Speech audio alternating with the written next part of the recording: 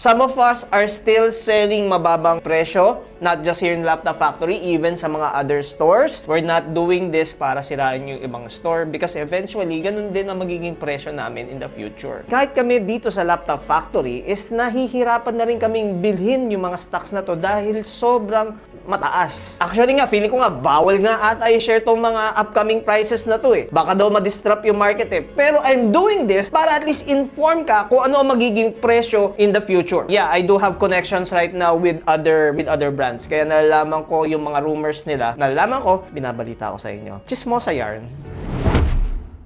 The rapid growth of artificial intelligence and the data centers needed to power it are creating a supply crisis for computer memory chips known as RAM. AI is affecting everything around us, we know that, and it's coming for your wallet and everything in your home.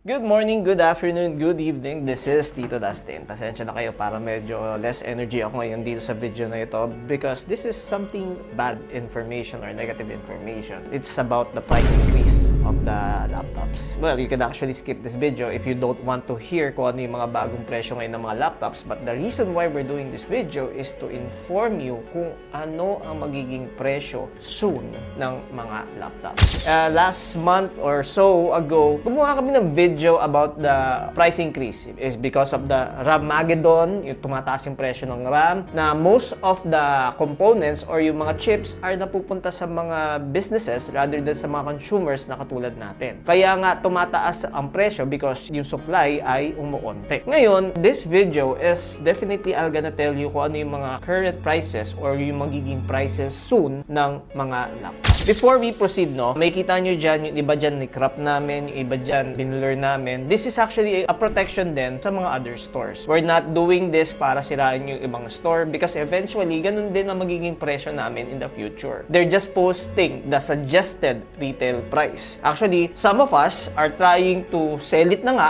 below suggested retail price kasi medyo mataas eh. Kahit kami dito sa Laptop Factory is nahihirapan na rin kaming bilhin yung mga stocks na to dahil sobrang mataas. Before, we are at the stage of denial na bakit namin bibilin yan? Adi wala nang customer na bibilin yan kasi sobrang taas ng presyo eh. But nandun na kami sa stage ngayon na pag di naman namin binili yun, paano kami makakapagbigay sa mga customer? Well, you know here in Laptop Factory, as long as kaya namin benta ng mura, ibebenta namin ng mura. But I'm gonna tell you right now what are the current SRPs of the specs and the brand na sasabihin ko. Ngayon, pwede nyo sabihin, Di naman ganyan yung mga presyo ngayon eh. Some of the presyo, ganito pa rin, mura pa rin. well, kung nakakakita pa rin kayo ng mga ganung mga mabababang presyo, that's good. It's better to buy that rather than later. Kasi, eventually, pag naubos yung stocks niyan, kung saan nyo man nakita yung post na yan, after a month or so, probably in 2 months, out of stock na yan, at yung bagong stock is mas mahal. Kaya nga, if it is possible to buy a laptop now rather than later, some of you is on a tight budget, but I'm trying to say this, if you can buy it in an installment like home credit, bilis, or even credit card, I think you should go for that. Kasi mas mataas pa yung price increase kesa dun sa interest na makukuha mo dun sa mga installment plan na yun. I'm not saying this para bumili kayo dito sa Laptop Factory. You can actually purchase any stores that you want. But lahat ng stores na ito ay also affected, even us, na with after a month or 2 or 3, magiging bago na yung mga presyo. Actually, some of us or yung mga ibang stores, meron na mga ganitong mataas na presyo. And of course, at this very moment, paubos na yung mga dating stocks, yung mababang presyo. We are already in the stage, not just Laptop Factory, but even yung mga ibang stores, bumibili na ng mga matataas na presyong laptop. Let's start by brands and let's see what's the price difference. Kapit lang kayo dahil this is really not a good news, especially what's happening right now in the Philippines. Ang daming nangyayari ngayon dito sa Pilipinas, tapos eto, dumagdag pa tong video ko. So I'm sorry. I'm doing this video to tell you what's happening. You can actually do your research because some of this yung mga papakita ko are coming from the internet. Well, aside from the internet, I've also talked to the top brands like Acer,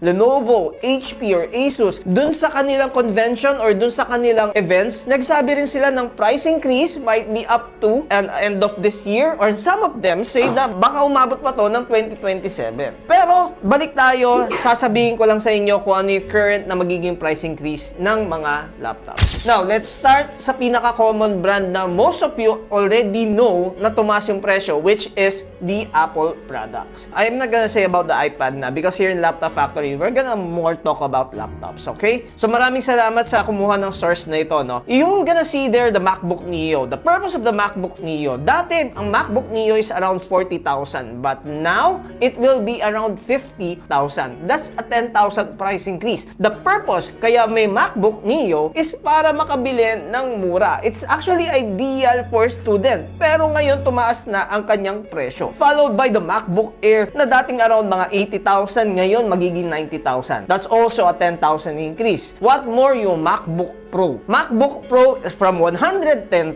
magiging 140,000. That's a 30,000 increase. Actually, medyo mababa pa nga yung price increase ni Apple compared dito sa mga ibang brands na sasabihin ko, no? I'm gonna save the Asus for last kasi baka masyak kayo sa Asus. Let's start with HP. Okay, yung sa HP, yung Ryzen 3 niya na naka 8GB memory with the 512 SSD na dati natin binebenta dito ng mga 25,000, eventually, ang SRP niyan magiging around 39,000. Not to mention, yung i3. Yung i3, eventually, this will become around 42,000. We actually inquired for this Ryzen 7 and meron na rin stock shortage on that one. And then followed by the Core 5 nila na nasa around 50,000. Hindi ko pa sinasabi yung mga Victus dito or yung mga Omen. Actually, mas tumaas na rin yung kanilang Omen. How about Acer? Medyo reasonable ang i3 or ang Ryzen 3 ni Acer ngayon na nasa price point ng around 35,000 na SRP. And by the way, before that is around mga 25. Ngayon, nasa 35,000 na yung SRP. Pero nagkaroon sila ng price increase dun sa kanilang Ryzen 5. Yung Ryzen 5 dati dito sa Laptop Factory, binibenta natin around mga 30 to 35,000, but eventually soon, yung standard na Ryzen 5, ang presyo niyan magiging around 55,000. 55,000 for a Ryzen 5. Wala pang video card yan. It's just the standard Ryzen 5. Hindi pa nga tayo pupunta sa Nitro, but this is the current price of the Nitro na naka 4050 ha. Kasi currently we are already in the era of 50 series eh. But this one, the Ryzen 5 4050, the SRP is 105,000. Bili na, Carl. No. Actually, sinunod na natin to kahapon eh. Nakabubo na ako eh. Pero ngayon parang hindi pa rin ako makabubo. Now, some of you might say, magano na lang ako, mag-Predator na lang ako kung ganyang presyuhan. Okay, tara, pag-usapan natin ang Predator. Ang Predator, eventually, Ultra 9 naman to, na naka 5080, ang price point niya mga nasa 230,000. Wait, what? Medyo mura. Diba? Yung mga 5016 na mga Predator, magfo-fall siya ng price point ng mga 160,000 na dating around mga 60 to 70,000. Onting spike. Ito itong picture na to na pinapakita ko to, galing pa to sa Acer website. You can actually do your research, makikita nyo rin yung amount na yan. Ang gamit ng laptop. Predator, 200,000 na yan.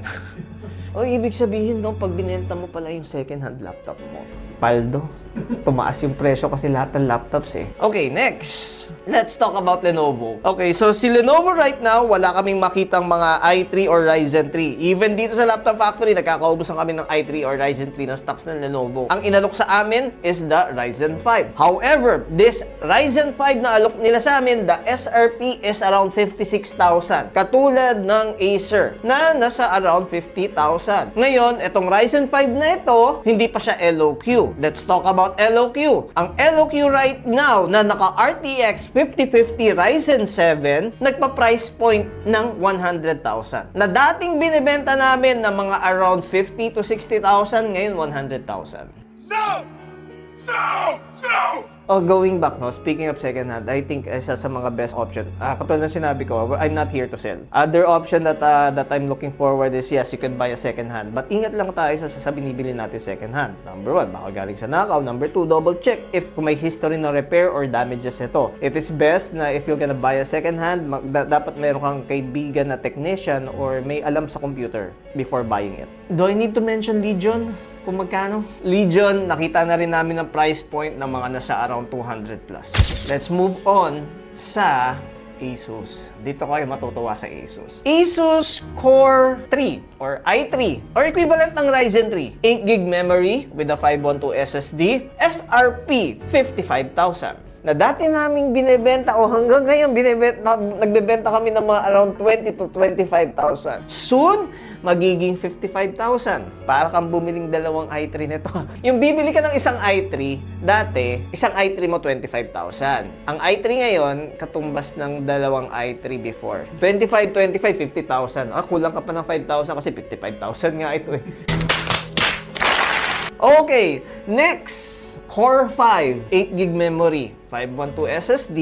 Core 5 is i5 or Ryzen 5 equivalent. SRP, 61,000. Na dating binibenta namin ng mga 30 to 35,000. Ngayon, 61,000. So, medyo few price increase. Guys, sorry hindi ako nananakot. I'm just informing you na kung ano magiging presyo in the future. At least, aware kayo. I'm just saying this to inform you what's happening right now. Let's talk about TUF. Etong page na ito, galing pa to mismo sa Asus website. Saan ka nakakita? Ryzen 7 5070, not bad. 150,000. This is TUF. This is not ROG. Ngayon, kung gusto mo na medyo mas mababang variant, which is the 5060, that is only 135,000. Hindi ko na ipapakita yung ROG kasi ang ROG prices is mga nasa around 200 and above. This will be the prices soon. Some of us are still selling mababang presyo, not just here in Laptop Factory, even sa mga other stores. Pero eventually or soon, ganito na ang magiging mga presyo namin. Kahit kami, ayaw namin, but nandun yung mga roadmap ng mga brands na yon. Acer, Lenovo, HP,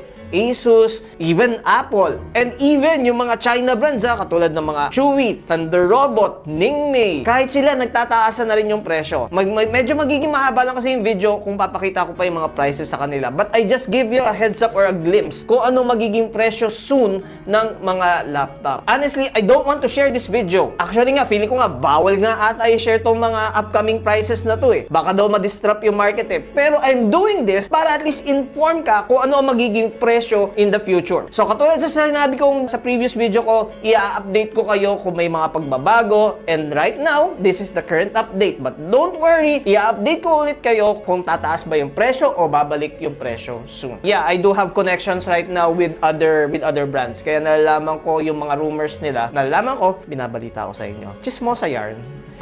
Alright, so then again, this is Tito Dustin. Bye-bye na lang. Sana makalagpas tayo dito sa Ramageddon na to. So, thank you for watching. Have a good day. Bye-bye.